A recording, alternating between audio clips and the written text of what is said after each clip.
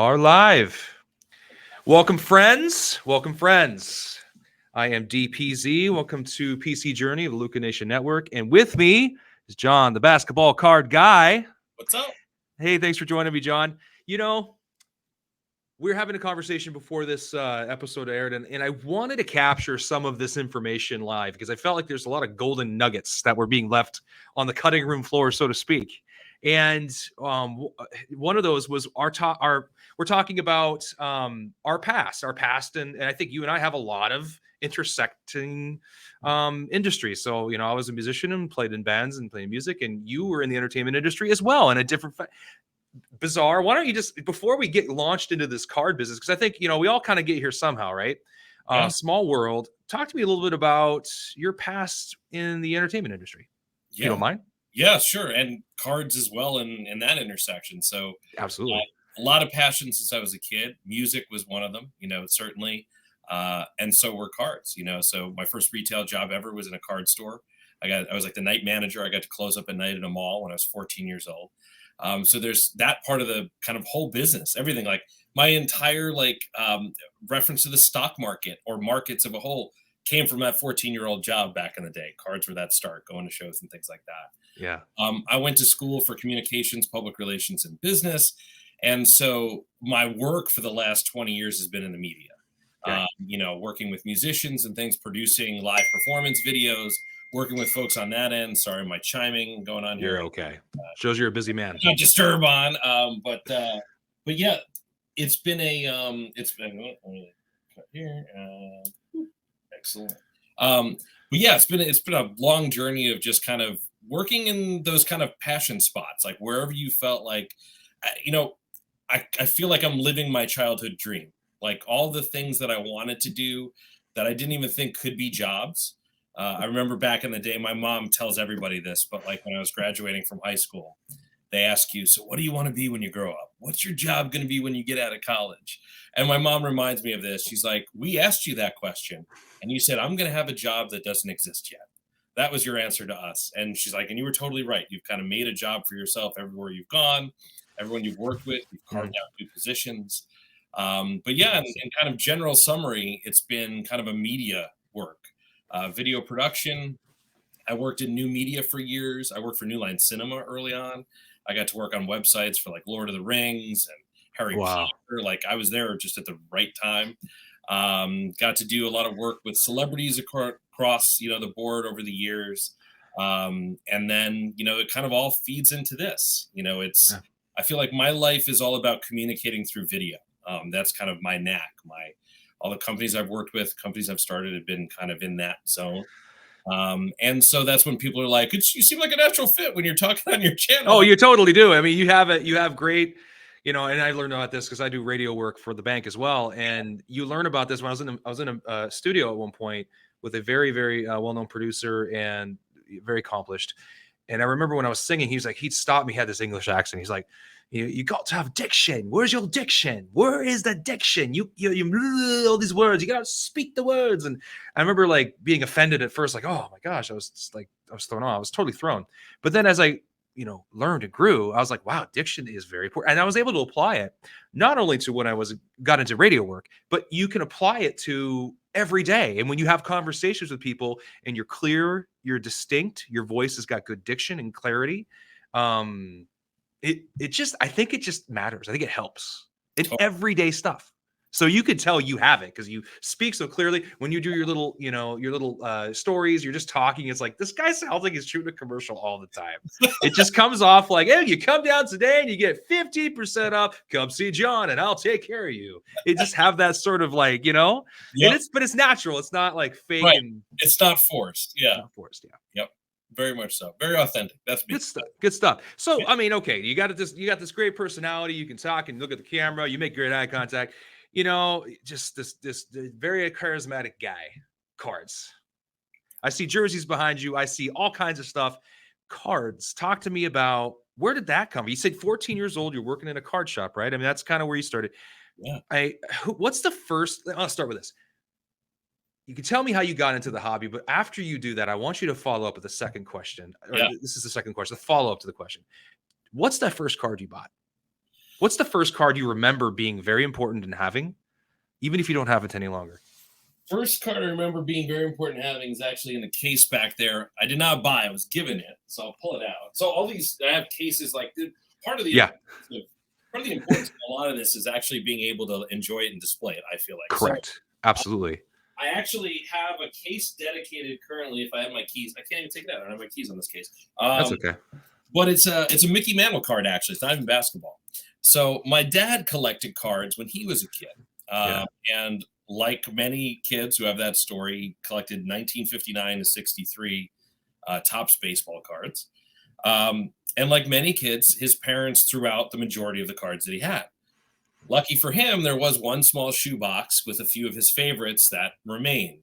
And so when I was maybe 7, 8, 9 years old, he gifted me this box of cards that he had that was literally sitting in our attic. And I started to go through them and trying to understand what they were. And he was telling me stories about the players. And baseball wasn't my sport. Like I played it. I was on a few teams when I was a kid, but like I liked watching basketball more. Yeah. So once I found out that they made basketball cards, like I like the idea of cards, but like Mickey Mantle was not a guy I ever saw play. Right. You know, he was on the show circuit back then. You could get an autograph from him. You could meet him. But like it wasn't like I didn't have the connection to him that my dad did. And the people I had connections to were like Michael Jordan, you know, like watching him play was like really exciting. And finding out that he had cards out there that I could buy and that I could own and trade and collect. That's where my passion really began. So I started going out trying to find basketball cards. And I, got $5 Jordan cards. I'm sure like a lot of the early Upper Deck stuff. Upper Deck was kind of my favorite thing back in the day. And then, just kind of grew that collection. And then just, like anything, you get your feet wet with it. And then you just start doing more and more. I was not someone who wanted to sell my cards. So I still have about 4,000 Michael Jordan cards. Like the guy that I collected, and some of them were, not like major inserts at the time, but they have grown in value over the time. And now they're treated like major inserts. They were like 1 in 12 pack odd kind of cards you'd pull. And they were worth maybe $10 back, in the day. Now they're 300 or something, so. Right. But I have a hard time selling those. Like I don't want to part with them. I feel like looking at them is special and just thinking back to when I can remember pretty much all of them when I pulled them or if I traded for one or if I bought it from somebody. I kind of remember that history along with the cards. So baseball cards got me into it, but I don't collect baseball cards anymore. I do have all of the cards from my dad. I didn't sell any of those or trade any of those away. So there's a Mickey Mantle in the case back here. That was one of those special ones. That card was actually stolen from me. Side story, as a kid, is one of those things that I learned very early on. Wow. I had a friend who's not really a good friend who came to my house, found out I had these cards and stole 4 of them, including a mantle, among others. So the mantle back there was actually stolen and recovered over time. But that was a crazy thing as probably 9 years old.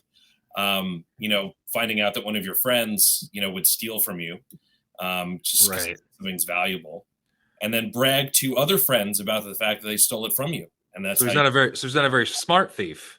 Not only is not a great friend, but he's a really dumb thief. Yeah, I mean, most are, thankfully.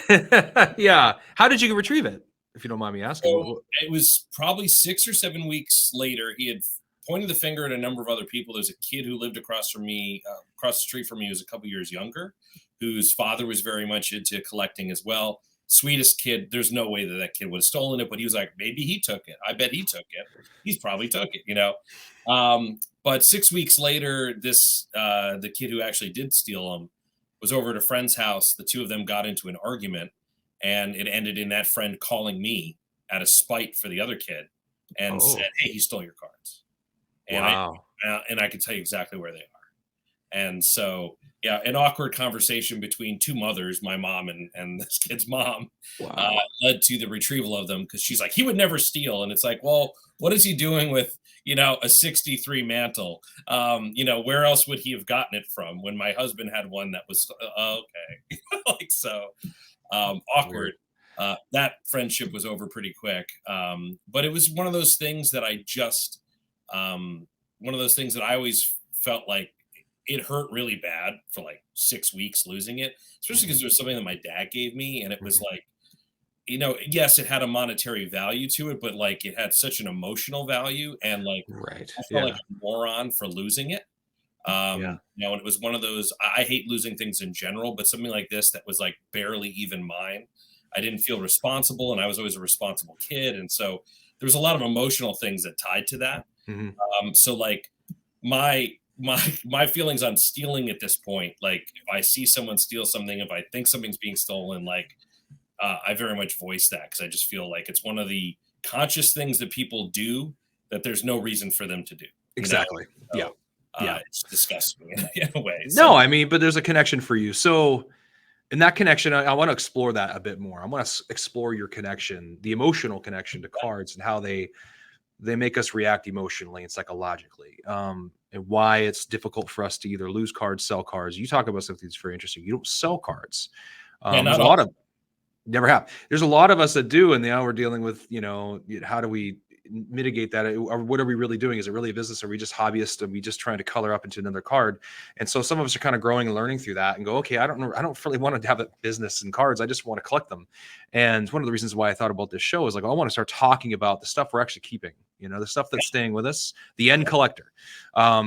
Because I feel like I've arrived at, for the most part, at a place where I'm just the end collector. Now I'm buying Bo Jackson cards, which you really know you're an end collector when you're buying those. He's a very popular and important person, but the market's definitely, there's like 3 players really that the market's like almost untouchable. Right. Jordan's one of them, right? And you can just kind of name your price, do your thing. Thankfully, I got into Kobe, as you know. I'm a Kobe guy, but nothing like a big collector like Spinatron or anybody like that. But just have my modest little collection. But it kind of comes back to, okay, you want to just keep these things. You don't want to sell them. Walk me through the psychology of not wanting to part with the card, not wanting to sell the card. Why? Well, I think it's brings a memory. Like I always feel like these are like, they're almost like, I have a photographic memory anyway, but like they're almost like a key into a memory of the past. And it's either a memory of the player, like it could be something very specific that you remember seeing that player at a game, or you remember watching them in general and just being excited about their performance. And that card exhibits that for you. It contains all of that emotion in your memories of that player.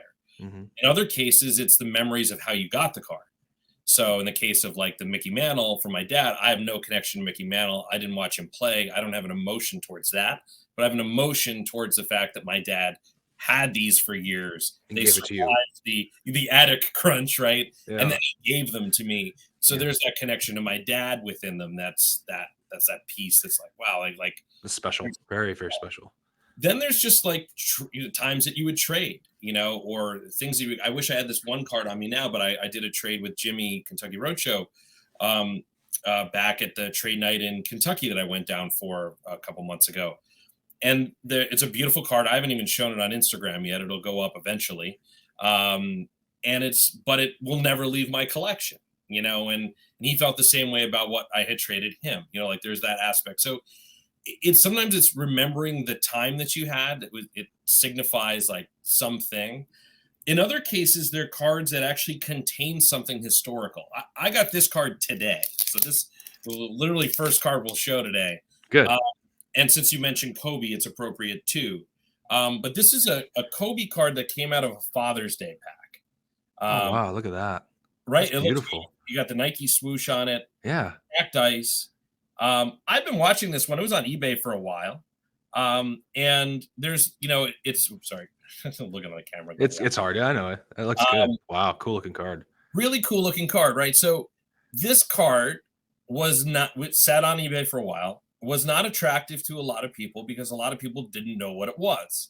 So they look at this and they see, okay, it's from, it even says right on it, SGC says it's the 2014 Panini Father's Day, Kobe Bryant. And then it says, who do you collect material cracked ice? And so this goes into that bucket for a lot of people where it goes, player worn or not worn or whatever, right? You immediately think, well, whatever, it's not game worn. you know, and just like, because a lot of people are game worn snobs at this point. Yeah. Yeah. But the amazing thing about this is if you read into it and if you do the research on it, you start to find the story behind this card. So the Who Do You Collect material refers to a television commercial. Right? Being in TV, this is something that was important to me, right? 2014, Panini did a television commercial in support of the World Cup. And Kobe is a huge fan. Now let's talk about like today's relevance, right? We're in the middle of this. Yeah. Right in the middle of the World Cup. Yep. Kobe's a huge fan of the World Cup. So this is the only commercial that Kobe did that I'm aware of for Panini ever. Like there's a big commercial campaign. It was him and I think was it Drew Luck. I think it was Drew Luck. They went out and they did this whole 30-second spot. I'm gonna do a post about this later in the week, so people check out my channel. By the time this gets released, I'm sure you'll be able to see it within there on my Instagram. Yeah. But this is literally the Nike swoosh that he wore during the commercial. Like it's the part of his, like he was wearing like a tank top, Black Mamba tank top. It's literally the Nike swoosh from that commercial he was in. It's just, so when you put that into context, it wasn't just a throw this t-shirt on and take it off, player worn, which is what some of that is. This literally says on the back, the enclosed player worn material was worn during the filming of Panini's Who Do You Collect Showdown and is guaranteed. So it has that extra story behind it, you know, and so you know where it's from. I can watch that commercial over and over again. Commercial has 7 million views on YouTube. I mean, it's a huge commercial. And this is the Nike swoosh that he was wearing during that commercial. And there's only one of those. Exactly. Obviously, because pretty much all of it's right there. Exactly. So it's just really neat. So stuff like that for me holds a special place. Now that's that kind of third category, as I was saying, like where the item has some sort of meaning beyond, like it's got the meaning. It's a card, but the material in this particular thing came from a particular event. Some cases it's when something was signed. Like there's those draft day autographs. If you've seen them, they come out in a few different sets where they actually have the new lottery picks sign the cards the day they're drafted. And so that's kind of an interesting piece of the collection, right? Like to have that, to say that was signed then. And they're usually nicer autographs because they're pretty excited to sign something as a pro athlete. Yeah, it's their first pro athlete signature, if you think about it, right? Yeah. You're talking about the first of the first of the first. First is everything, right? At first is a big deal. It is. People treat that way with rookie cards, right? So like, yeah. That's the first, first. You know, interesting. Wow. There's so many layers to the story. This is why the PC, the idea of talking through the PC and talking to people about PCs is so intriguing because there's so many layers to these cards and these stories behind them. And every story is very unique to that particular person. It's not just, I went on eBay and bought it. It's, I did this research. I found out this about the card. I bought this card. Here's why it was never be. This is why people didn't like it. It kind of escaped because of this. I mean, you sound like I would have probably bought that card. So to be honest, I would have probably found it and bought it. And if I'd have known those things, but see, you did the due diligence to find out and to learn. I try to do the same thing. Some of the conversations we've had about, okay, what's this serial number thing about? And you call me, and go, hey, here's what it is. This is what it means. I'm like, that's interesting. Gosh, it's still pretty cool. I mean, I'm still gonna get it, you know. But there's a reason behind it, and you kind of go, okay, how many of these are backdoored? You start doing all your due diligence to kind of learn and understand. Okay, if I ever had to explain this card and the differences in why and what and how, then I can arrive at these conclusions. People can understand the decisioning that went behind it, but they're all so unique. Every card's different, and the reason why people grade them or not grade them. I know you have a lot of ungraded, probably mostly ungraded from what I can tell. Right, you're a mostly ungraded guy. It's just the thought process. Everybody is so uniquely different. We're all kind of the same, but we're also so very different. And that's what makes this so much fun to talk about this stuff. Totally. Yeah. And that's one of the things though, like, because the collector mentality with that is to know, like you were just describing that, it's like, you want to know what that card, you want to know what the significance is. And I feel like it's like it's probably more for the larger purchases. I mean, I just went through buying a house, right? So I went through that whole process of, well, you have an inspector come in, and then you have another inspector come in, and then you have another person do this, and then you look at this, and you have to do all that. You look under the hood of a car before you buy the car if it's a used car. You know, that's the kind of same mentality I take with cards when it's a big purchase. If it's a $5 card and I just like the look of it, I'll buy it. I don't need to like know the whole story behind it or know where the photo was from or any of that. But when you get into some of the higher dollar cards like that one or other things, like you want to know, what is this? You know, what's the deal behind it? And do I feel connected to it? Like, I remember watching that. I was one of the 7 million people that watched that commercial. So like, I was like, that's awesome. I can actually swoosh out of it. That's all I want it, you know? And well, that's a pretty easy sell. Once you've uncovered that, it's like, I don't know why everybody's not. Well, it's because they haven't done that homework. And sometimes you have to discern between someone just wanting way too much money because it's a card of some player. yeah. Versus it's an actual card of rarity, because pop is rarity, and then there's the rarity of the card itself, or the rarity because of the pop, condition sensitivity. There's all these different things, and what drives markets is it's weird. The market is driven by the fact that all of us want something rare and unique. We all want to have that, and we all can't. Well, I would argue you can't all have the same thing. Well, you can find something rare of something. You're right. You're right. I stand corrected. You can. But if you want something rare of a certain player, like a Michael Jordan or a Kobe Bryant, you're going to have to pay for that. Right. And it's not like a Prism rookie card. When I just showed this card, it isn't like everybody watching this can go out and go buy their own now. No. You have the card that no one else can buy now. So, but you have to find something else that's right. Like that in a different realm that speaks to you. I have this card, like I collect a lot of shoe cards. That's been one of my things since they came out with these. This 2013-14 National Treasures had these sneaker swatch autographs that I thought was awesome. It was a combination between a game used shoe and an autograph. And for me, we see game jersey cards all the time. Since 1997 when they came out, it was a big deal back then. They were 1 in 2,500 packs when Upper Deck first came out.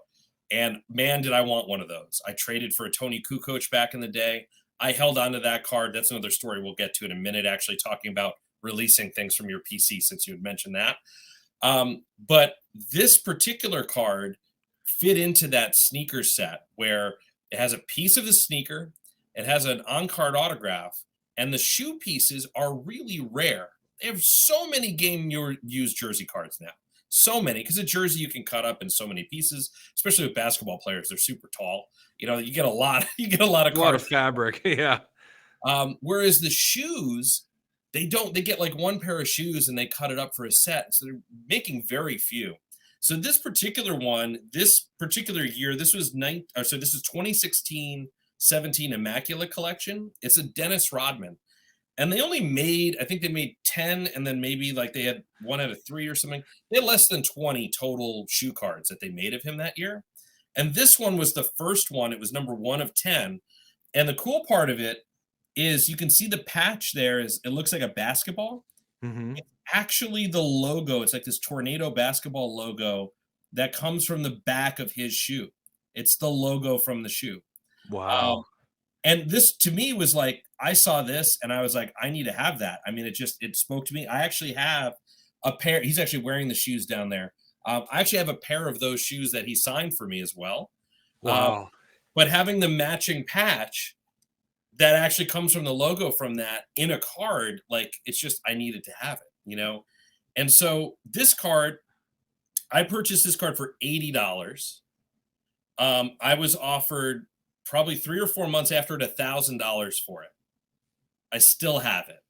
Again, It shows that thing because it meant so much to me that it wasn't like a matter of, oh, let me flip it and make 10 times the profit on it, that kind of a thing. I have the shoes. This matches the shoes. It's the coolest patch I think you can get. You know, I know like sometimes the one of ones have like a tag on them, and that doesn't like interest me as much. Like I don't care about the tag as much as having the actual sewn patch from the back of the shoe with the logo. That's really cool. That's a really cool card. And it makes you, speaking of patches, because I have, I got a really good deal on a BGS 9 Kobe Bryant 1998 game jersey set. Yeah.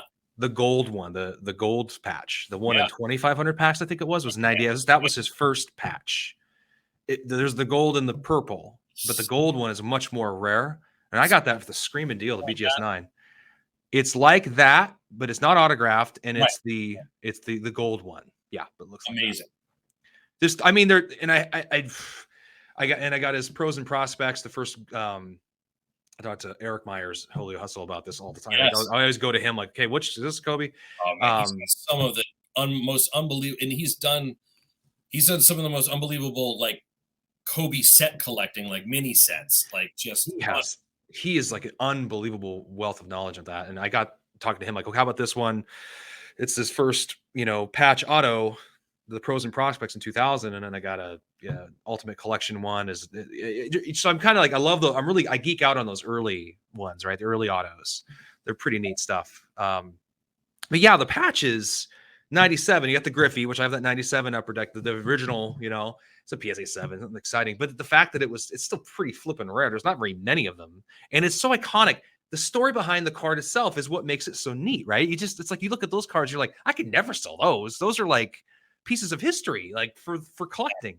And that's actually brings me to that. I actually did sell one of those, and I never thought I would. But the Tony Kukoc one I had, I worked in the store at the time. Mhm. Someone pulled the Tony Kukoc and then traded me it for a Grant Hill Finest rookie card. Oh, Grant wow. Hill Finest rookie was $80 at the time, not the refractor, just the regular one. And again, I can remember like every piece of the deal, and the Kukoc, there was no Beckett value on it yet. The Beckett wasn't out on it yet. We all used Beckett back then. Mhm. Right. But he figured, it's probably worth around the same $80 because it was Tony Kukoc. It wasn't like Michael Jordan. you know. Yeah, yeah. And so I did that trade, and I held on to that card for forever and a half, up until maybe 5 or 6 years ago. There was someone on Instagram that had reached out and said, "Hey, I understand you have this card. I'm wondering if you would part with it." And I was honest with him, and I said, "No, I do have it, but I really like. There's like no way. I mean, I've had it since I worked in this card shop as a kid. I traded for it. I love it. It's '90s Bulls. And he said, because what I'm trying to do is I'm trying to make the entire set autographed.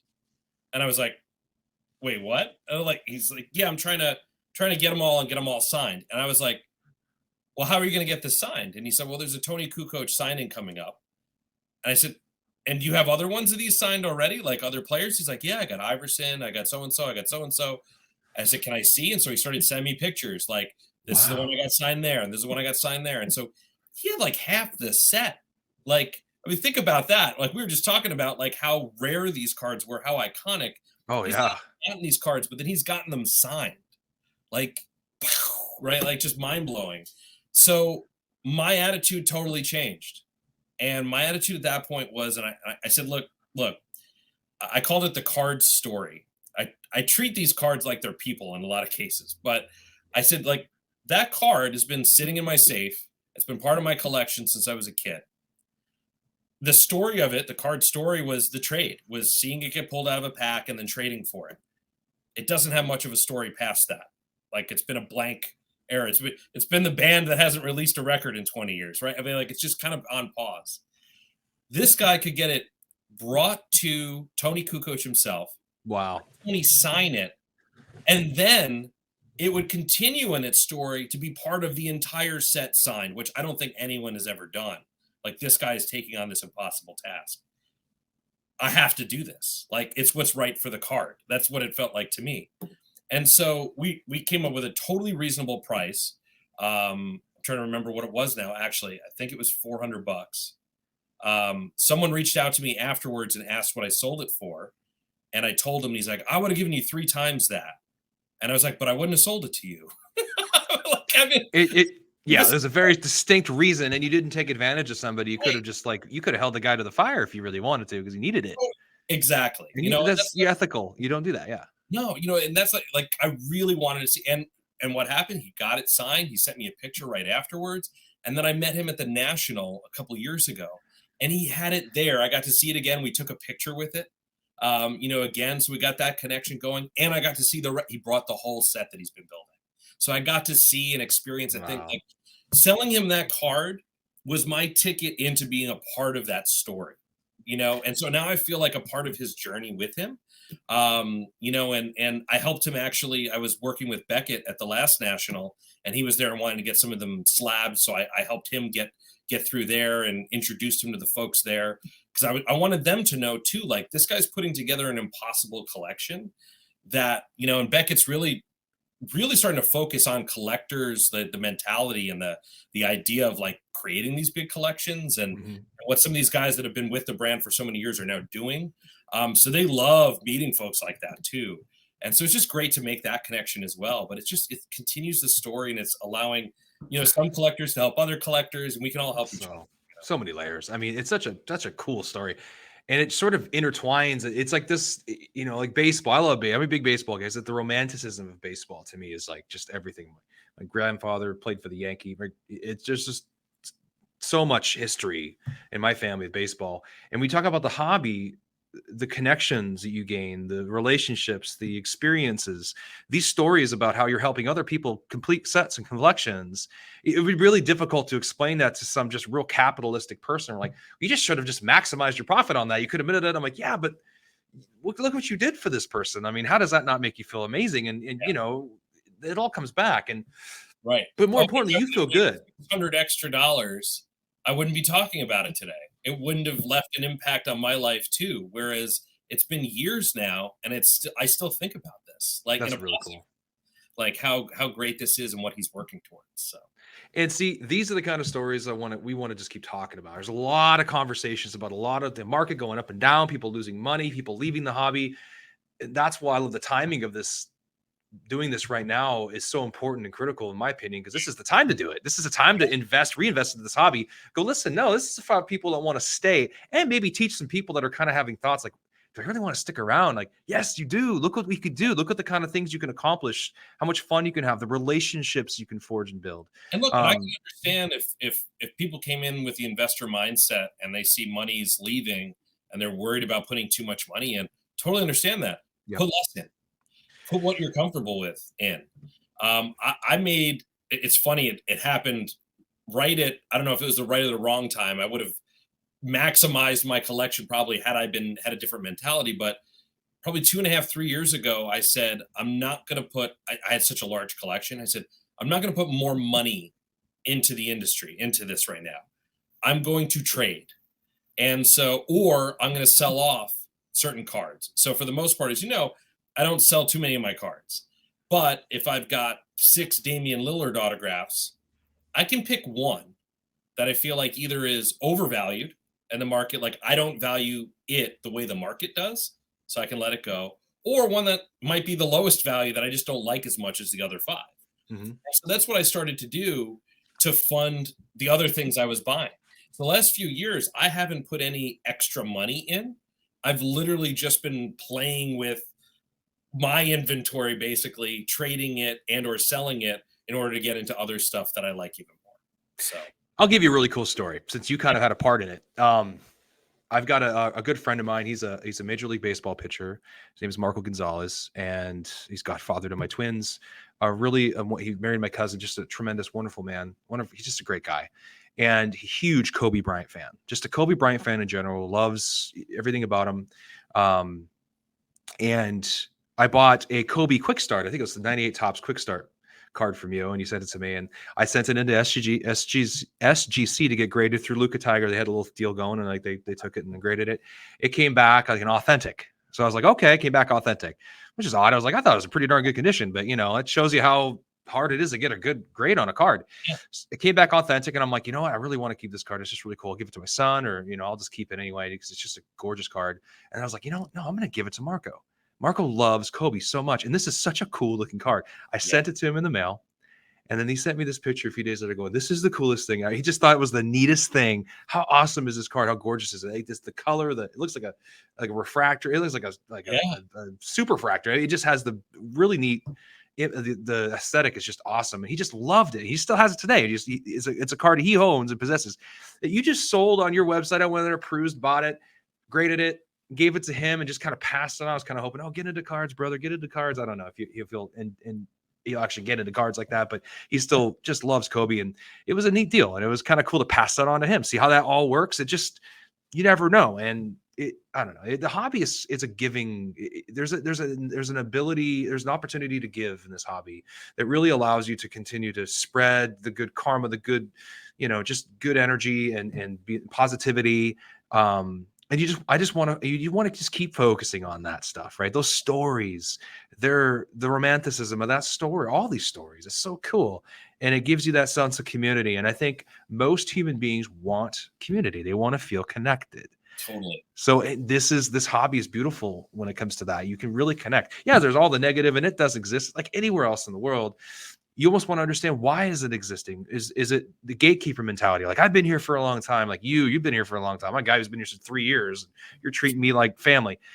Or is it, I've lost a lot. I've taken a lot of losses. There's people have taken advantage of me. I'm bitter or angry. Could be a bevy of different reasons, but I'm just, sometimes I just don't understand, where does that negativity come from? Where does that drama come from in the hobby? It's who you surround yourself with. It's 100% who you surround yourself with. And so the folks that were paying for advice or surrounding themselves with people that were there with intentions other than helping them are understandably in a situation where they're distrustful and they don't like what they have, and they're, don't want to do it anymore. They have a bad taste in their mouth. Yeah. Folks that had great community groups, made friends even locally. I made a friend with a neighbor of mine who lives like 5 doors down from me here. We didn't even know we were neighbors. We met at a show half an hour from here. We became best friends. During COVID, he would drop cards off in my mailbox. I have to find the one. It's so great. He actually, when Donovan Mitchell was diagnosed with COVID early on, when he was one of the first players to get it, he literally cut out a little mini mask and put it on a Donovan Mitchell card at the top. This is great. Like yeah, that was a top card that I saw in the mailbox, was the masked Mitchell. Yeah. But it's just great. Like we've formed a great rapport there. We actually, our offices are very close together, like within 1,000 feet of each other too, like our buildings. Didn't know that either. So I think some of it is just, I think all of it, or at least 99% of it, is that aspect of who you're associating with in the hobby, who you're listening to. You should be listening to yourself. I mean, is the bottom line. Like anything you buy, this is, if you're truly treating it like a hobby, it should be fun, and you should be interested in what you're doing. Like you don't pick up other hobbies to lose money or be upset or hang out with jerks, right? Like that's not why you pick up a hobby, So if we treat it like the term it is, you want to find good people, like-minded folks, people that are there to help you, not hurt you. And I think that, that's why the circles that we're in, you very much have a different attitude than what you're hearing about or seeing about in some of the other social media. Absolutely. It's really funny. I really got into prospecting baseball, first Bowman Chromes. I still love it. It's fun. I mean, it's a blast. It's a blast. But then I was like, I'm too much. I've learned over time. I'm just too much of a collector because I just want to hang on to it. I don't want to sell it. I want to see how it all pans out and, be the guy who held on to it, right? Be the guy who had it the whole time, as opposed to having to pay way too much for it later when it becomes important enough. You want to be early and you want to keep it, but then it's like, then you're you can't do that with a lot of these players. You're basically, so I ended up having to buy and sell all those 1,000 times. And I settled on Ken Griffey Jr., Kobe Bryant, now a few Bo Jacksons, and then my Mike Trout 5 or 6 goes. That's pretty much what I got. But you just kind of, you kind of come home, right? You kind of settle with the stuff you just love, the stuff that you enjoy that has meaning to you. Kobe has meaning to me.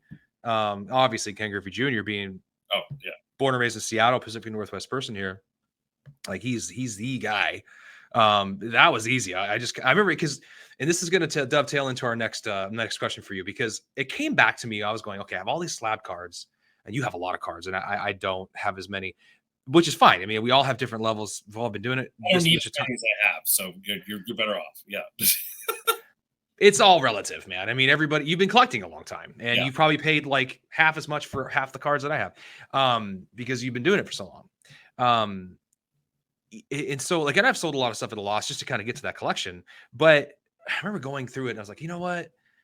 I always explain to my wife, she's like, well, you keep selling all these cards and buying all these cards and selling. I was like, you know what though, at the end of the day, man, if, push comes to shove, I would never get rid of my Griffies. I'd always have my Griffies, and I'd have these like 5 or 6 iconic cards. I got a LeBron, I got a Brady, but these iconic cards I would never get rid of. So it's like, then I got to thinking like, but then what do I have the rest of them?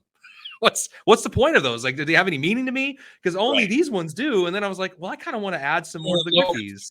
They're still up here. That's the thing. You know what I mean? And so I'm like, and then the market started dipping, and I'm like, maybe I could just sell a bunch of these things that aren't as important to me, and then consolidate that and go buy some better Griffeys, better Kobe's, and just like build that collection out to be really great. Of course, you know, you have to put some capital into that too, because it's impossible to sell at a loss enough to get some of those cards. But I felt better about, you know, and I put all of them in the card ladder, and I'm still at 25% ROI from start to finish. I've tracked every dime I've spent and sold. I'm still there because I've made enough good decisions, but it came down to like, okay, who do you really want to keep?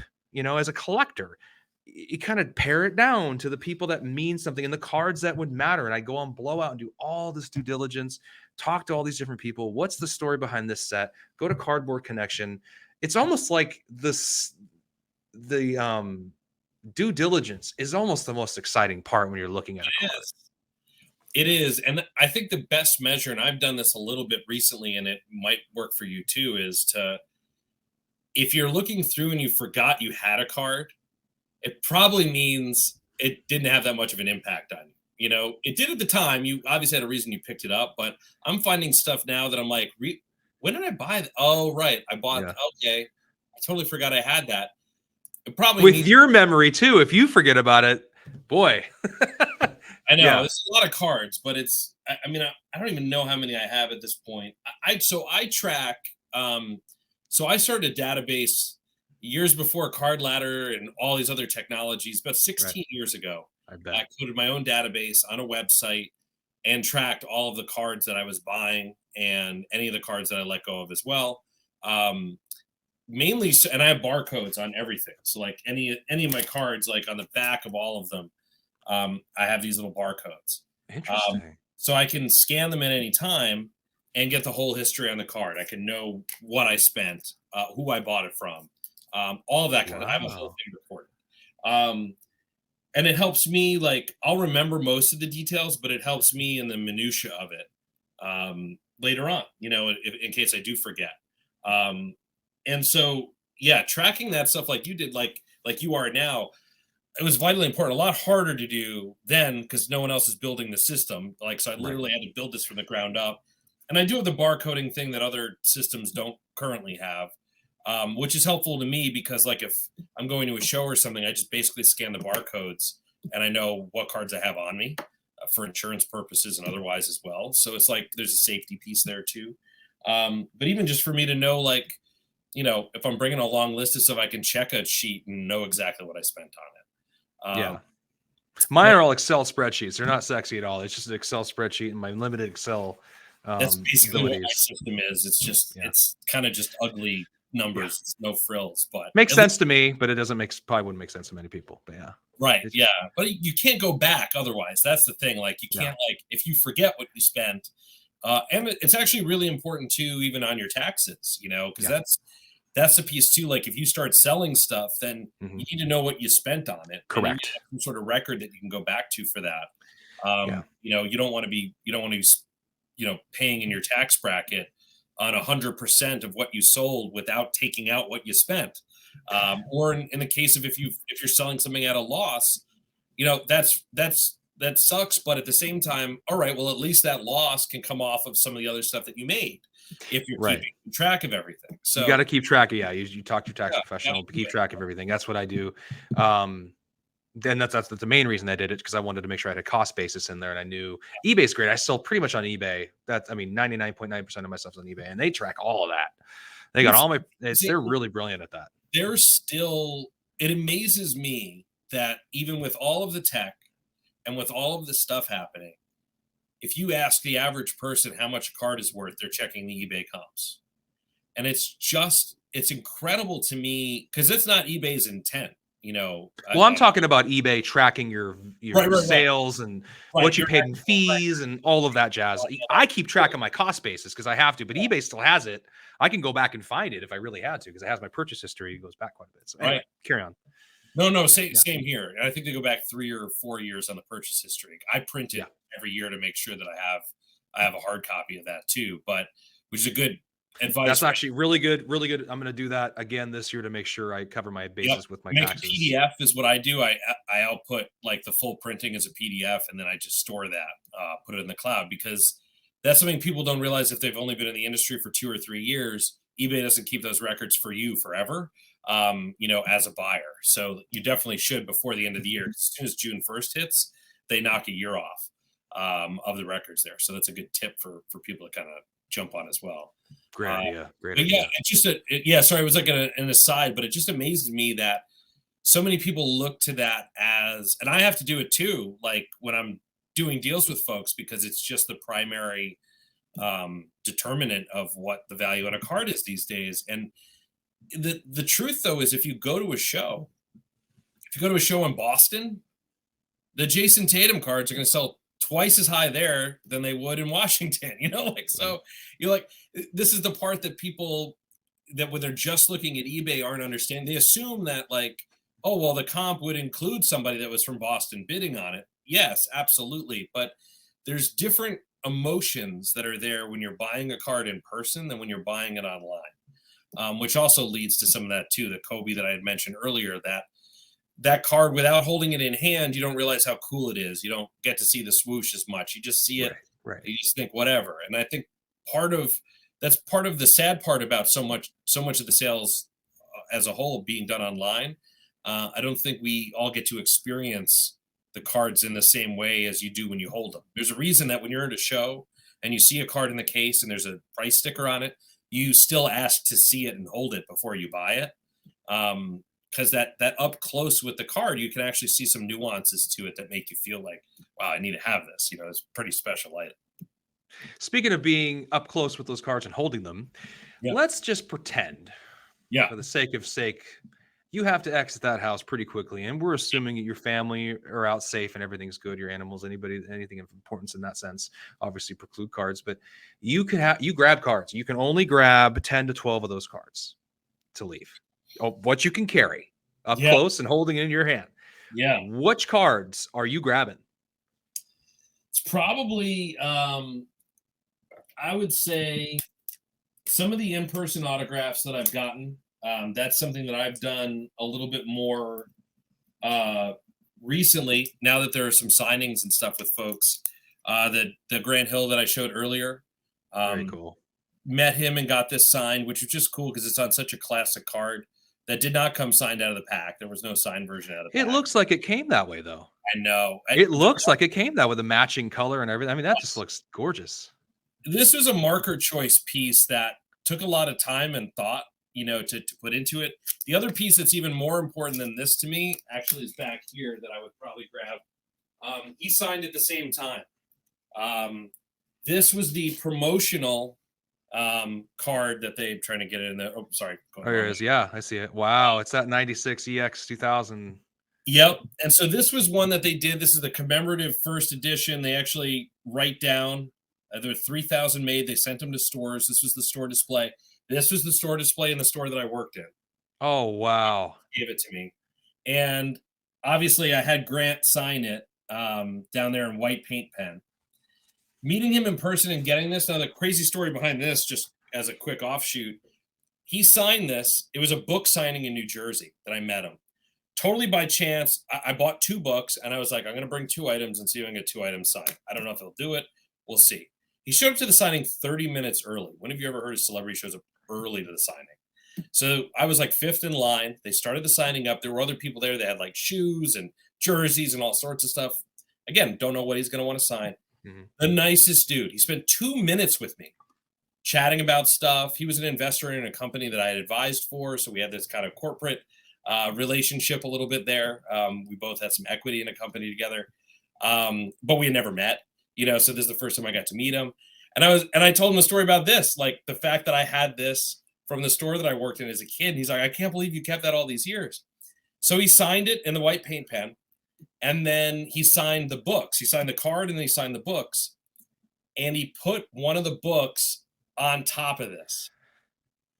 And I noticed it out of the corner of my eye. I picked up the book and the autograph was totally smushed. And you could see on his face and my face, I have to pull the video because I have the whole thing on video too. Like, oh my God, like this is card I've had all this time and is it ruined?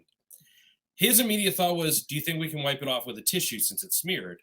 So they got a staff member to grab a tissue. We wiped it off, came totally clean, and then he re-signed it. I mean, talk about somebody who cared enough about the collector and what this meant to me to spend the time to make sure it was done right. And I mean, you would never know it was wiped off and redone, you know? No Like, way. No, it looks really cool. The white with the jersey and the white, it works. so It cool. just looks really nice. It just presents Thank you. Yeah, perfectly. so I would grab that. I would grab some of the in-person autograph stuff. Even this Kerry Kittles. Kerry signed this, and then he wrote a 1 of 1 on the bottom down here because he said, "I've never seen this card before. I've never seen this card of me in all the years." And so oh, we would call that a 1 of 1. So he's like, "I'll write 1 of 1 on it," and he did it in this really cool chrome marker pen that took forever to dry, but. That's I have a cool. video of that too. Like I record a video anytime I meet any of the players because I like to document. I'm not a big guy on the certificate of authenticities after the fact. Like I could care less what somebody at any of the major companies thinks about the autograph. I just want to know if someone witnessed it. So if I'm there and I shoot a video, I don't need a certificate. I was there. I can show you the video. I can show you it's real. If it's a witnessed certificate, like Beckett has witnessed, JSA has, or PSA has in the presence, those are the ones I go for. Like if I'm going to get something that's certified, like with a certificate, it's saying that a representative from one of those companies was there during the signing. It's a different kind of feel. Right. This Chris Webber I got done, love as well. In silver, it was a slam cam card. Actually, let's see the light there. There you go. Wow. Is so nice, you know.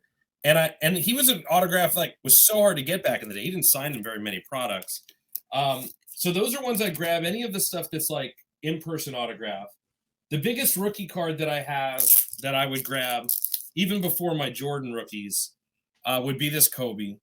Oh, the credentials. I want that so bad. Oh, that thing is so expensive though. And this, well, so that's the crazy part, right? So this card has a story too. This card I saw in a local card shop when I was producing a video for them. So the card shop owner is Milford, Connecticut, JB's Cards. JB brought me in, had me shooting this one video we were doing, and I said, where would you like me to start, like in the cases? He's like, well, this case got our high-end stuff. Why don't you start here? Start doing a pan of the case, and then come to this card. I'm like, you have a Kobe Credentials rookie? And he's like, yeah. He's like, you like it? I'm like, do I like it? Like, this is like, hello. That's the card. That's the card. Yeah, that's the card. Yeah, I'm like, this was a card that like I dreamed of pulling. Those were 2-card packs back in the like. I dreamed of pulling this card. I remember when I pulled just the green one, and I was so ecstatic about it. Yeah. Like this card, like I like never even held one in person before. Like, right. They're rare, man. They're just and the what people want for that card. Oh, insane! Woo. You know, and it is Yeah. a beautiful card in hand. It's like one of the most gorgeous cards I've ever owned. And so, what does he say? So he says, "Well, do you want it?" And I was like, I'm thinking, like, yeah, like, what kind of like suitcase full of cash am I gonna have to bring in? You're like, what kind of like deal is it? He's like, would you be interested? I'm like, yeah. I was like, but do you know how much you'd be looking for on it? He goes, well, what if we bartered? And I said, you mean like I do video for the card? And he's like, yeah, how many videos would you do for the card? And I'm like, you name it. Like, whatever. I mean, like, I'll put in a ton of work for this. So I did 10 videos, 10 separate promotional videos for him. I did a couple of shoots within the store, put it all together within about 2 or 3 weeks, and then came in and he gave me the card. And like, so talk about the meaning and the story behind it. Like, Man, my talent, like the stuff I'm known for doing, for a card that I've wanted since I was a kid. You know, like I wish I could go sing and play some shows to get a Kobe EX 2000 credentials. I mean, maybe you can. What? No, I can't. I don't think so. Not anymore, man. I think that's the sale, bro, because like everybody is kind of hip and awake to the really, really cool grill cards of Kobe. I just don't know. I mean, that's $40,000 what people want that raw. This was not that long ago. This is after his death. Oh, so, really? Yeah, we're talking like this was already a very expensive card. Oh, so wow. In the tens of thousands. So like he was just like, you know, I mean, not that I charged that much money when I was gonna say, well, how much are you charging, brother? he did get the value of the services, but it's just like it's amazing when someone appreciates your art like that they Oh gosh, what a compliment. That's a very high compliment to be paid to you for what you're providing him in order for him to barter such a card. So it's just kudos to you. Bravo to you. What a sweet deal. And what a really cool story. Once again, a very cool story about a really cool card. amazing, right? And then the most valuable card I own, and it was my Grail, and it's so funny. Like I almost have a problem with folks that use the term Grails with the S at the end, the plural, because I feel like there should only be one. I mean, like That's probably true. Yeah.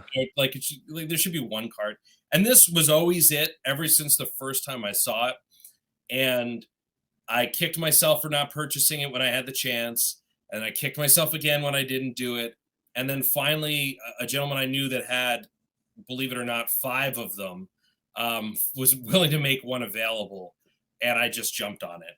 But it's the Jordan limited logos from 2006-7. Wow.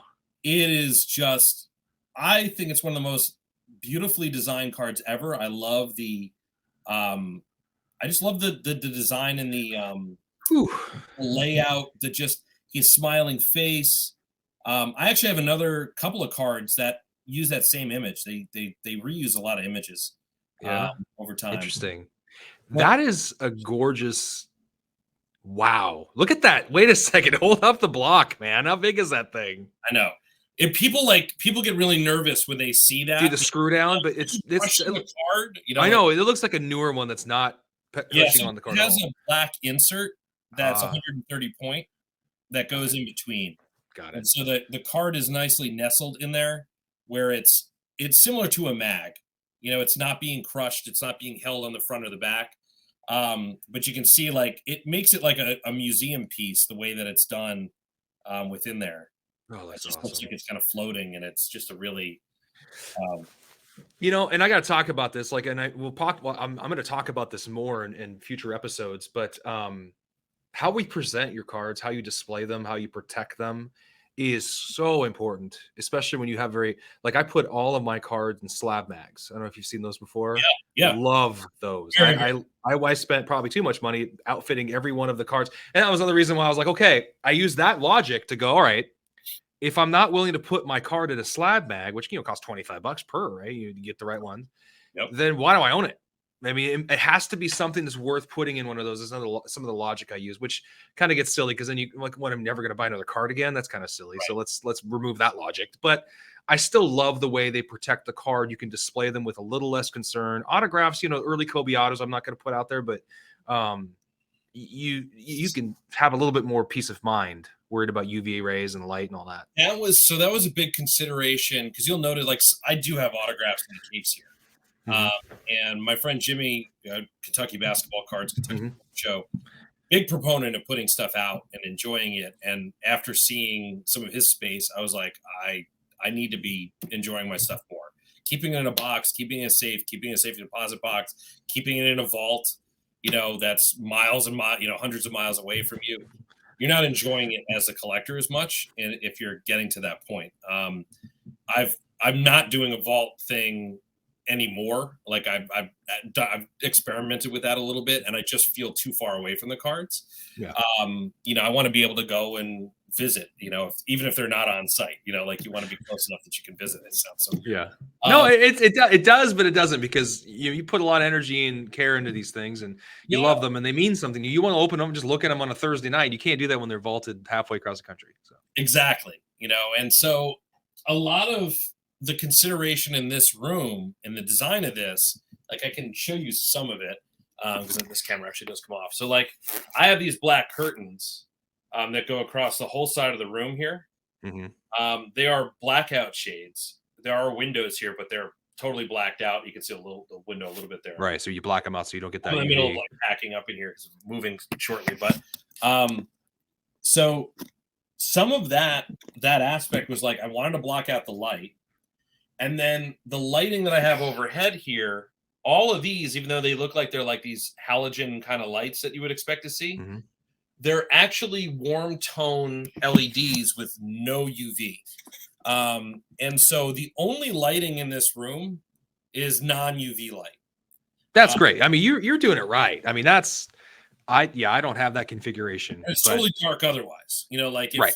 if the lights are off in here, it's like, you know, it's pitch black. And so that to me, like I've had autographs in these cases here since January, no fading, no anything, because the lighting is just it's taken care of. So I think that's one of those things that we can all do, because the slab mag thing is a great notion. It's a great idea. My biggest gripe about graded cards, you may have seen the video I did a few years ago about that, was the fact that the UV protection on them is only like 5 years at most on those cases. And so you go through all this work to get your card there. You're so excited you got a great grade on it. And then 5 years later, like you have to like really ask yourself, like, okay, do I re-slab it now? They may regrade it. Like there could be all sorts, and I have to ship it out again. And I already felt bad about sending it the first time, but like if you're really trying to protect it, like against the light, it's kind of what you would have to do if these other things didn't exist, you know? So the slab mag's giving you that extra layer of UV protection on top. So 5 years from now, you can get a new slab mag instead of having to send the whole thing out, you know? Right. Smart, you know? I double up. Mine are sitting in a Penguin case anyway. And I just, I take some out every now and then. I just play them for a little bit. Then I put them back. The only cards I will not do that with is I have those, I got like that 2002, I think it is, or 2003 Ultimate Signatures Kobe. It's one of his early autos. And I have his 98 Tops AG9 and AG2. Both those autos, those first certified Tops autos. Yeah, I've got them in both. They're both. I had one before it was fading, and I sold it and bought another one with a better auto. There's just so few of them in general. Period. That I just got the best autos I possibly can. I think I got a 7 and a 10 auto out of the AG2. Yeah, and mine looks like that. It's like that. I won't display those two cards because I'm a little nervous, and there's a lot of little nuances that go into this card. The way he swoops up his, man, you can go into the weeds with this stuff, but you got to do that. Look for on that. What's that? It's the B, where he swoops up like this one here. I mean, he got lazier as they went, and then there were a number of them that came from uncut sheets that he didn't even sign, that someone else signed. But this, I picked this up the other day. Look at the grade on it. It's a 7, right? Which I don't know. They were pretty tough on this particular grade, but the autograph was the reason I bought it. You know, indicative of the time, still bold and blue. I'll probably post this tomorrow on my Instagram, but now you're going to post. Yeah. Okay.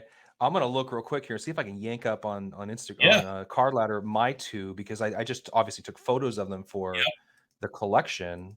Because he got a little bit shorter and lazy. He was always angled with them.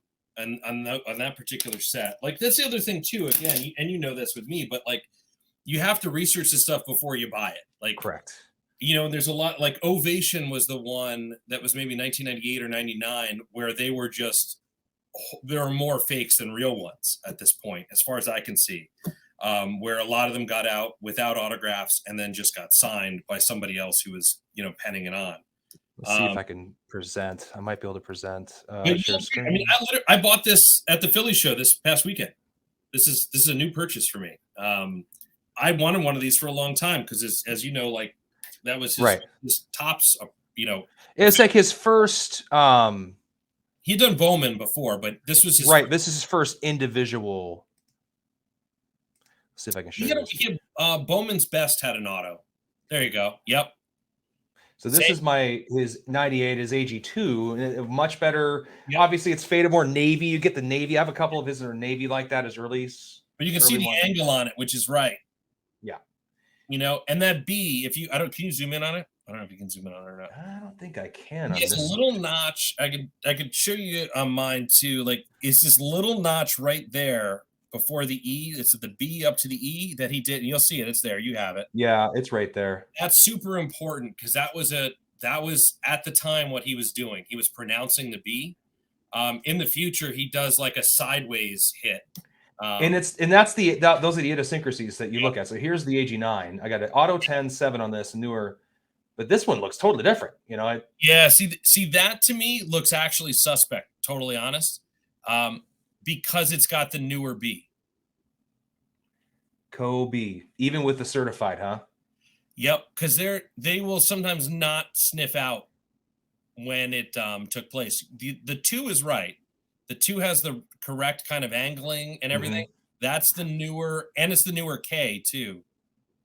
So it's very curious, and the O looks a little bit big for what he would generally do. But that's the kind of thing too. It's so hard to prove one way or another to come back to, because the O is connected this time. Yeah, that is indicative of the time period. Like that is how he was signing then. But a lot of them there were a bunch of unsigned, uncut sheets, and it was more common with the AG9s than the AG2s that you would find that. So it's just so hard because, yeah. I'll show you this. There's a where is that one I was going to we're showing my cards. We should be showing your cards, but why not? Yes. That's the gold refractor is such a beauty. Yeah, 8.5, but you know what? There's just so many of them, right? You just this is the Kobe. Oh, yeah. That's that game jersey one, the 9. Yep, classic. I love that 9-year too. Just picked up this finest white refractor 101. Oh my God.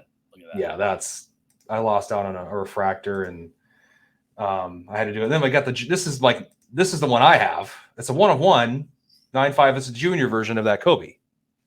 Yep. So that one's pretty special because it's not, but there's a Kobe. Here it is. Yep. And that one looks a lot like the AG9. Yeah. So, but that was late. See, that's a 2002, right? Yeah. Yeah. That was right for 2002. Interesting. It's time period. Look, I've got this one here. I got these AG9. Look at what we're uncovering. I got frauded. See there? I got these 2 were in that time period. The O, he does that little swirl within the O that you could see on yours there too. It comes in back into that. Let me go back to that AG9. Let's look at that again, because you're making me want to get rid of it now. The AG9 is not going to have the swirl. It's got the O is a little bit too big. Where's that AG9? Here it is. Yeah. Interesting. That's a 2002-03 kind of realm auto, which may be, if I had to guess, like, again, I don't know. Could have been backdoored and he signed it later. Yep.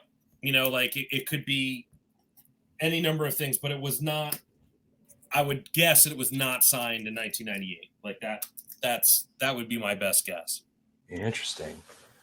A lot of that stuff was tough. And that's what, that's why with this, like this past weekend, buying this one, even like I examined the autograph up and down on this, and I didn't care about the fact that it was a PSA 7 as a card. I was like, is it the autograph or not? Is the autograph still bold, or was it sitting in a case and did it fade over the years? Because that's what happens a lot. Like it's just. Well, that is very interesting. We'll get back to our normal thing here, but interesting. Yeah. Now, I wonder though, because you present a whole other thing. Okay, something like that could have been signed later, and it was a backdoored card, which I think that was talked about a lot too. So, gosh, it's interesting. Just don't know, right? Like that. You may be in a situation now with this info. You may feel uncomfortable. You may want to get another one that's the more of the indicative, and so you can get rid of it. Look, it's still certified by PSA at that point. PSA is on the line for that. Like they stand behind this stuff as far as I know. So like, there you go. If it was signed later, it was signed later. Who knows? Like in that end, you don't know definitively one way or the other at that point. Correct. You don't. That. Well, the AG2 is the more important one anyhow. That was the first one. Yeah. So it came first in the set. I thought grabbing the AG9 would be kind of cool too, to have as many early autos as possible. It wasn't the critical one. But yeah, just so interesting, It is. I mean, the little nuances, like how the things work. I mean, it is. It just, you think you're safe buying a graded card, but you gotta, it's like you said earlier about the authenticity of the autographs and someone. It's an opinion. It's opinion. It's really, really hard. And render their opinion. That's what any of these things are. If you send in for grading, whether it be for autograph or for grade wise on the card, it's an opinion. That's what you're getting. It's at the time they looked at it by whoever looked at it. And depending on the company you send to, some people have one grader, some have 3 that look at it. Like there's a whole process, with all of them. But again, it's just an opinion.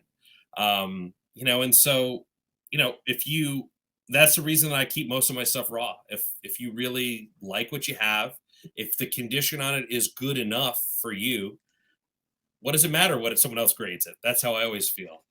That card I love. That card I love. And that looks legitimate. I'm asking you now, John, now that we're going through this. That one's good. That one's good. All Yep. right. That was the 1999 kind of 2000 zone. He still had the 8. Yeah, he still had Yep. it. Yeah, that's good. Thanks, brother. I just wanted to just double check it a little bit there. And anytime, and anyone else that's watching, like I am extremely accessible. I answer every DM. Oh, yes. So, Absolutely. Yeah. The one thing I'll definitely promote you on that. John has been, you were helpful for me asking lots of questions, and you don't always, you don't only just type back, you'll do a little recording of your voice, kind of talking through it to make sure I understand. I was like, it's top notch. Like that was important, man. It's very just, important. It's just because I feel like, look, we're all in this because of the memories, because of the things that collecting does for us. And so I just want to make sure people, if they're looking for information, if they're trying to understand something, if I can give them some sort of frame for it, by all means, I'm happy to do it. I have time, throughout the day. I always said this back in the years of doing music production and working with some big artists and stuff. I always felt like it doesn't matter how big you are, you can make 5 minutes, And so like we did a project at one point with Lady Gaga, and it was like, even she could make 5 minutes, to do something. So if she can make 5 minutes, you can make 5 minutes. You can make 5 minutes. So like that's how I feel. Like there's always a way to carve in, and if you can't, that means you just don't want it. I mean, is the bottom line. So Definitely. And then separate that out and just be real about it if you don't want to. Like I look up values for people when people are like, how much is this card worth? A lot of kids, will say, I assume they're kids, but like a lot of folks will send messages going, I don't know how much to value this. This person is offering me X amount of money for this thing. And I'm like, well, it's good of you to go for a second opinion and not just do it. So like, I'm happy to take a couple of minutes and figure out what that is. But those same people, if they've asked me to look up 10 different cards for them, I will get to a point where I'll say, here's a website you can visit. It's free. Little subtle hints, like hint. Right. Like there are things you can do for yourself. You don't need me to do it for you every time. Like I have no problem me like helping you out, but I'd like to allow you to learn so you can do things for yourself too. Like, so yeah. educate them so they can go on knowing it. Definitely. And you feel pretty confident, and the autograph thing would be a bigger question for I would ask someone like you or an Eric Myers, like, okay, does this auto look right to you? Does this look funny, or does it look off? And you feel pretty confident in knowing your Kobe autos that you're like, that one looks a little weird. And you wouldn't through it. And so it's like, it's at the time, like the Topps one that we were just talking about. At the time, there weren't any that looked like that in 98. Like I didn't see any that looked. So that's where I could feel fairly confident to say it had to have happened after the fact. Because if it didn't exist then, then when it first came out, then obviously it had to have done.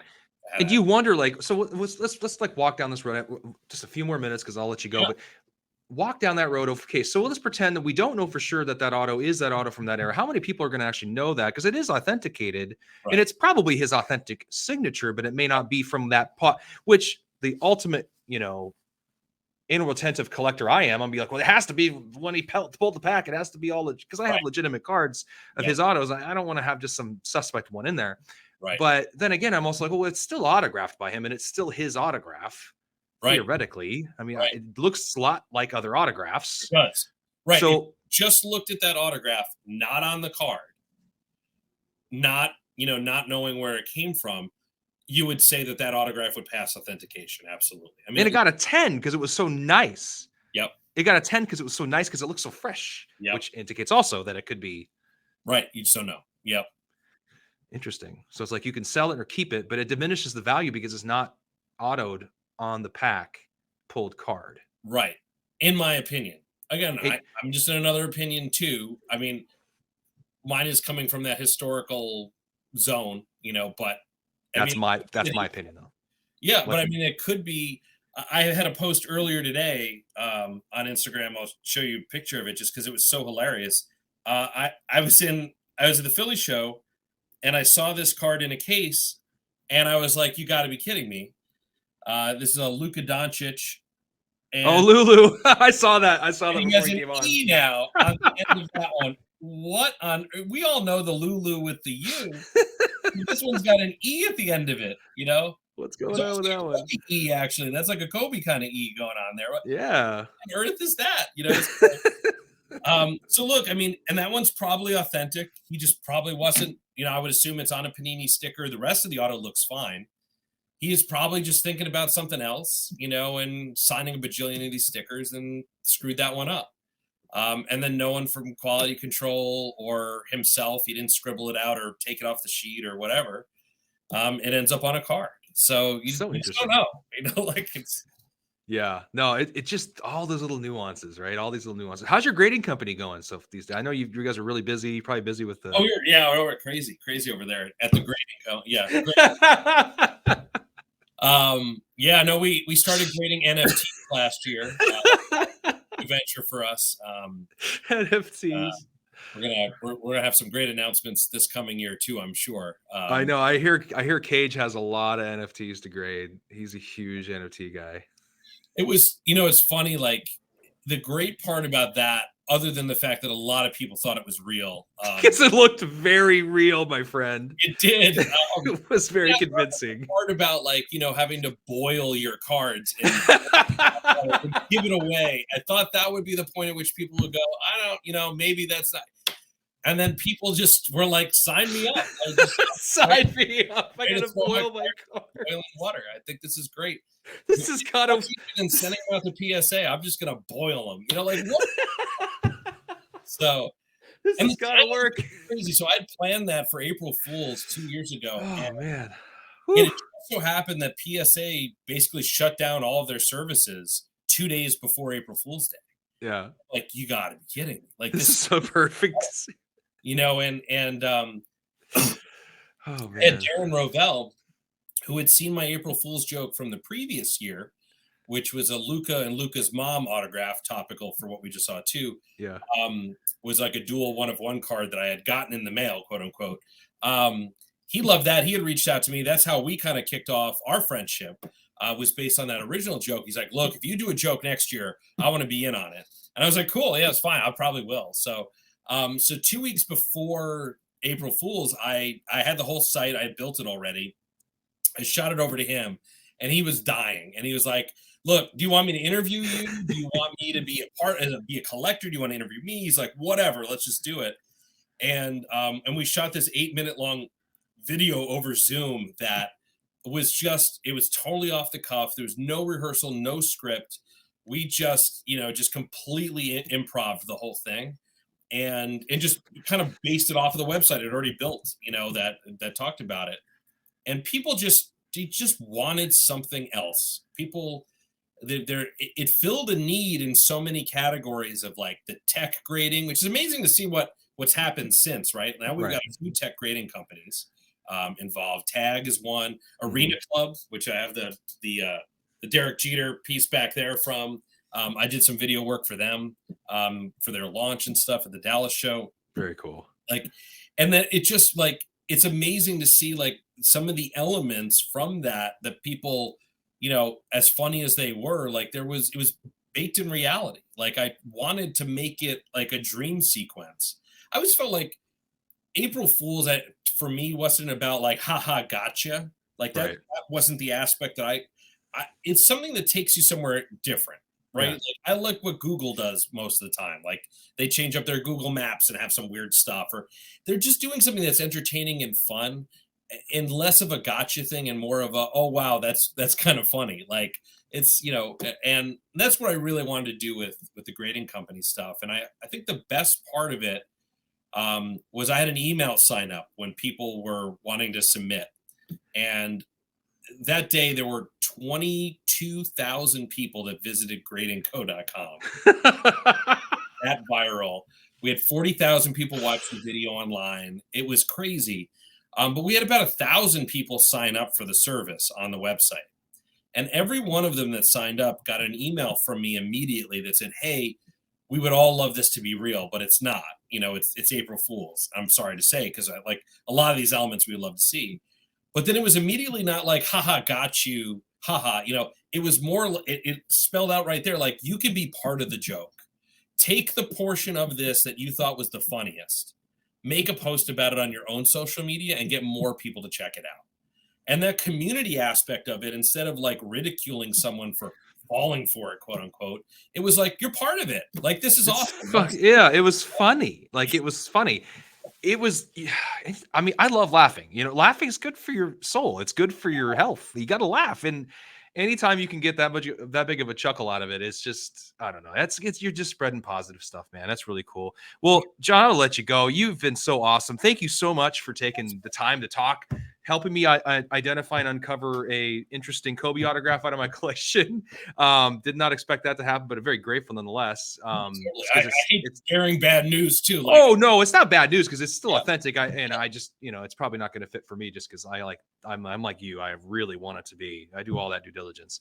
I'll probably go find another one anyhow. I'll be well informed purchasing it now moving forward. But no, thank you for all the great stories about your PC, all these awesome conversations. And just, bestowing upon us a lot of your experiences. And so we can understand kind of how to put together a PC, how this is just about collecting. It's about enjoying the cards we have. It's about the stories behind the cards that we have. And we're, there's just too much to pack in. Even an hour and a 20-minute conversation with you is still not even tipping the iceberg with you. So thank you so much for your time. And really look forward to having you again. And again, everybody go drop a follow at Basketball Card Guy on Instagram. His name is John, and he will answer your questions up to a point. Please go do your own due diligence up to a point. Try to read the social cues if you can, because John's such a nice guy. You'll have a hard time saying, come on, guys. But thank you for being so open and like a lot of people are in this hobby, into helping each other find and navigate through the hobby and find the cards we want and not be taken advantage of, and spreading all that positive content. So this has been PC Journey. Thank you, John, for being a part of it. Friends, drop a comment below, like, subscribe, Luka Nation Network. Let's keep this rolling. John, have a wonderful rest of your day. You too. Thanks a lot. Well, for listening to another episode of Lucas, Tigers, and Bronzo My. I wanted to tell you about a new service that we have starting as of today, and I'm really, really excited to bring it to you guys. So, as a part of our partnership with SGC, we got 50 free submissions every single month, and many of you have taken advantage of that.